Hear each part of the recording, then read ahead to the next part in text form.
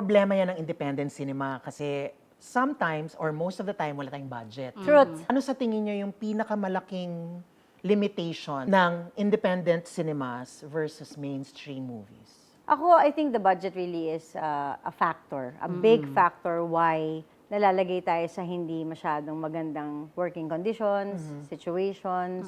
Sa mainstream, meron kang standby area. Correct. There's people, may staff ka. May staff. Kompleto ng sa permit. sa independent talaga. Multiple rules yung mga yan. Yes, and you as well, you help out Oo, as sa production na rin because naiintindihan mo eh. You understand it, you love it, you're very passionate about it, so you help out. Correct. But tama ka eh, yung safety, hindi ko na nga naisip yan eh. Pero manalalagay ka talaga sa sitwasyon na hindi rin kasi natin kultura, aminin na natin. Ang alin? Yung safety. Lumaki ako sa industriya, hindi siya parte. Ngayon na lang. Oh, tsaka yung iindahin mo kasi mahal mo nga, di ba? Oo. You do it because you love the character. Yeah. Ngayon, mas meron kang chance to demand. Not because nagdidiva ka, but because na-address na tong mga safety.